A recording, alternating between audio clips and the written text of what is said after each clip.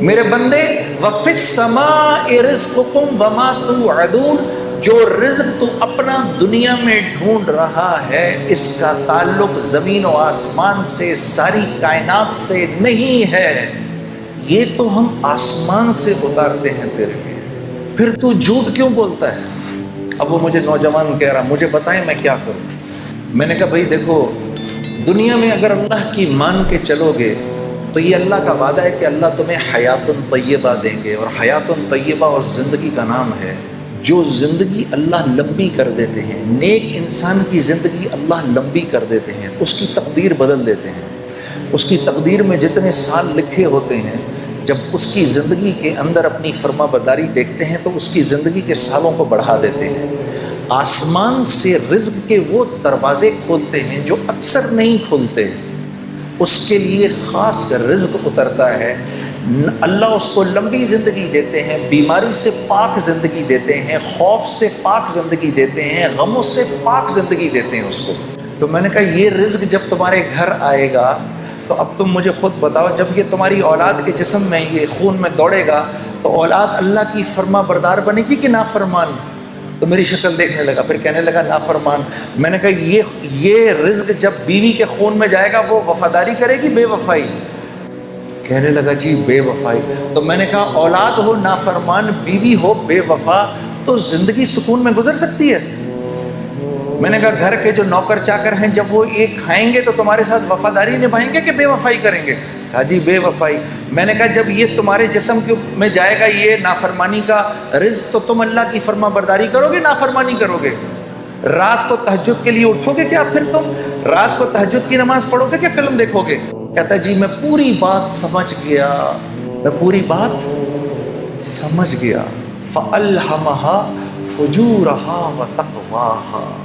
میں نے اس کو اٹھ کے گلے لگایا، میں نے کہا اگر تو نے دل میں اس بات کا عزم بھی کر لیا ہے کہ آج کے بعد میں اللہ کی فرما برداری کروں گا تو خدا را بیٹھ کے میرے لیے دعا کر، اللہ مجھے بھی معاف کر دے کہ اس وقت اللہ کی رحمت نے تجھے ایسے گھیرا ہوا ہے کہ اگر اس بارش کے تھوڑے سے چھینٹے مجھ پر بھی پڑ گئے تو میں بھی نکل جاؤں گا۔ کیونکہ اللہ کا جو بندہ اندر سے اس بات کا عزم کر لے اے اللہ آج کے بعد نافرمانی نہیں کروں گا، میری مدد کر، آج کے بعد میں تیری فرما برداری کی پوری کوشش کروں گا، جو بندہ اس بات کا صرف دل میں عزم کر لے اللہ کی رحمت اس کے ساتھ ہو جاتی ہے۔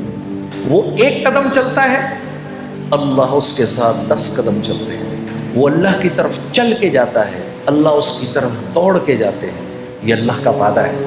قد افلح من زکاہا، اللہ فرما رہے ہیں میرے بندے اگر تو نے اپنے نفس کو، اگر تو نے اپنی خواہشات کو میرے حکموں کے تابع کر دیا تو تو کامیاب ہو جائے گا۔ کیونکہ یاد رکھ نفس پر تو چلنے کے لیے نہیں ہے، نفس پر جانور چل سکتا ہے، کیونکہ جانور کو تو ہم نے کوئی اختیار دیا ہی نہیں، وہ تو اچھائی اور برائی کو نہیں سمجھتا۔ کتے کو کل اللہ پکڑ کر جہنم میں نہیں ڈالے گا کہ تو نے فلاں کی ٹانگ کیوں پکڑی، وہ کہے گا یا اللہ تو نے مجھے جس فطرت پر پیدا کیا میں نے پوری زندگی اس فطرت پر گزار دی، میں نے اسی فطرت پر زندگی گزاری۔ سانپ کو اللہ جہنم میں نہیں ڈالے گا کہ تو نے کیوں کاٹا فلاں کو، وہ کہے گا اللہ یہ تو نے بات میری فطرت میں ڈالی تھی اور میں بالکل پورا کا پورا تیرے حکموں پر چلا ہوں۔ شیر کہے گا اے اللہ میں نے کبھی گھاس نہیں کھائی، میں نے کبھی پھل نہیں کھائے، وہ تو نے انسانوں کے لیے بنائے تھے، میں نے کبھی سبزیوں پر منہ نہیں مارا کیونکہ وہ میرے لیے تھا ہی نہیں، میری تو جو تو نے فطرت بنائی میں اسی فطرت پر چلا۔ بکری اللہ سے، گھوڑا اللہ سے، اونٹ اللہ سے کہے گا یا اللہ ہم نے کبھی گوشت کو منہ نہیں لگایا، جو تو نے گھاس پھوس ہمارے لیے بنائی ہم نے وہی کھائی۔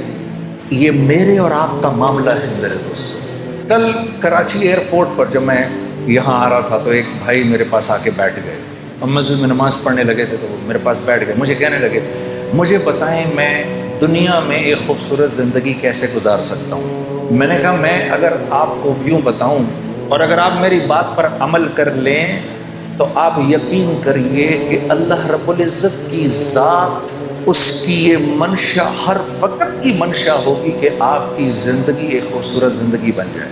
اور جس کے لیے اللہ رب العزت طے فرما لیں کہ اس کی زندگی خوبصورت ہوگی، ساری کی ساری کائنات مل کر اگر اس کی زندگی کو خراب کرنا چاہے، اس کو پریشان کرنا چاہے تو نہیں کر سکتی۔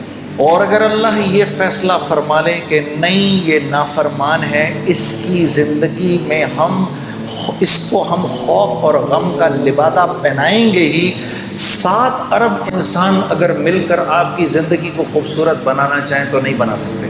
اس کو کہتے ہیں لا الہ الا اللہ۔ یہ ہے لا الہ الا اللہ۔ جو اختیار تجھے دیا ہے وہ کسی کو نہیں دیا۔ لو انزلنا ھذا القرآن علی جبل لرأیتہ خاشعا متصدعا من خشیۃ اللہ۔ جب ہم نے اس قرآن کو پہاڑ پر اتارنے کی کوشش کی، کتنی مضبوط چیز ہے یہ، اس پہاڑ کو وہ ہوا نہیں ہلا سکتی جو آگ کو بجھا دیتی ہے، جو سمندر کے پانیوں کو لے کے چلتی ہے، وہ آگ بھی وہ ہوا بھی اس کو اپنی جگہ سے نہیں ہلا سکتی، بڑے بڑے زلزلے بھی پہاڑ کو نہیں توڑ سکتے۔ اس پہاڑ نے اللہ سے کہا یا اللہ یہ قرآن میرے اوپر نہیں اتارنا، میں تیرے حکم نہیں پورا کر سکتا کیونکہ میں تو تیرے حکم میں جکڑا ہوا ہوں۔ انسان نے کہا اے اللہ ہم پر اتار، ہم تیرے حکموں کو پورا کریں گے۔ تو یہ ذمہ داری لیے بیٹھے ہیں میں اور آپ کہ میری ہر حاجت اللہ کی ذات سے جڑی ہوئی ہے۔ اگر میں اپنی حاجت کو چیزوں کے اندر ڈھونڈوں گا تو میں پریشان ہو جاؤں گا۔ اگر میں یہ سمجھوں گا کہ میرے بھوک کا تعلق میرے معدے سے ہے تو پھر میں مخلوق سے جا کر اپنی ضرورت کو پورا کرنے کی کوشش کروں گا۔ مخلوق تو خود ضرورت مند ہے، انہیں تو خود ضرورت ہے، وہ تو خود بھوکے ہونے والے ہیں تھوڑی دیر کے اندر، اس کو تو خود بھوک لگنے لگی ہے تھوڑی دیر میں۔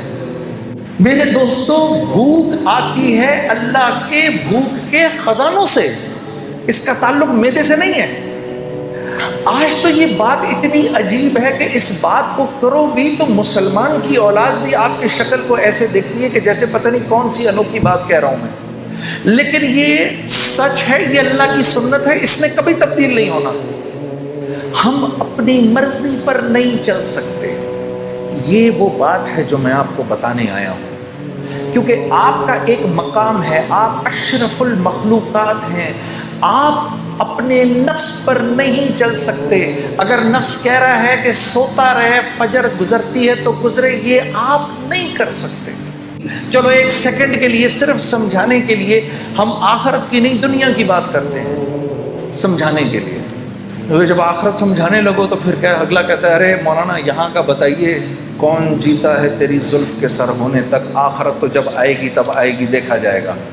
یہی قریب میں جو رائے گنج کا مرکز، میں پہلی دفعہ جب یہاں سے 4 مہینے لگا کر گھر گیا تو گھر مفتی تقی عثمانی صاحب سے میں نے گزارش کی، حضرت تشریف لے کر آئے، اور یہ بات جو بھی میں آپ سے کہہ رہا ہوں نا، اللہ کے لیے اپنے نفس پر پہلا قدم رکھنا، پہلا قدم نفس پہ رکھنا، دوسرا قدم جنت میں۔ تو طبیعت پر بڑا بوجھ پڑ رہا تھا، میں کیسے کروں گا، میں کیسے کروں گا۔ آج کے بعد اگر نامحرم عورت سامنے آئے گی تو میں نظریں کیسے ہٹاؤں گا؟ جی ناظرین، اس بات میں کوئی شک نہیں کہ اللہ رب العزت کی ذات ہی ہر چیز پر قادر ہے، اور ہم لوگ اپنی زندگی میں اللہ رب العزت کی ذات کے معجزات دیکھنا چاہتے ہیں تو ہم لوگوں کو اپنی زندگی میں اللہ کا ذکر کثرت اور یقین کے ساتھ لانا ہوگا۔ ہم لوگ جتنی کثرت سے اللہ کا ذکر کریں گے، اللہ رب العزت اتنی ہی آسانیاں ہماری زندگی میں پیدا کر دیں گے، اور ہماری دعائیں قبول ہوں گی، اور ہماری پریشانیاں کیا کرتا تھا۔ ہمیں بھی اپنی زندگی میں اپنی دعائیں قبول کروانے کے لیے اللہ رب العزت کی ذات کا ذکر کثرت اور یقین کے ساتھ کرنا ہوگا۔ ہم لوگوں کو اس دنیا اور آخرت میں کامیاب ہونے کے لیے اللہ رب العزت کے احکامات کو نبی کریم صلی اللہ علیہ وسلم کے طریقوں پر پورا کرنا ہوگا، اور 5 وقت کی نماز کا اہتمام اور دین کے باقی تمام اعمال کو اپنی زندگی میں لانا ہوگا۔ امید کرتا ہوں آپ کو آج کی یہ ویڈیو ضرور پسند آئی ہوگی۔ ملتے ہیں اگلی ویڈیو میں، جب تک اپنا خیال رکھیے گا۔ اللہ حافظ۔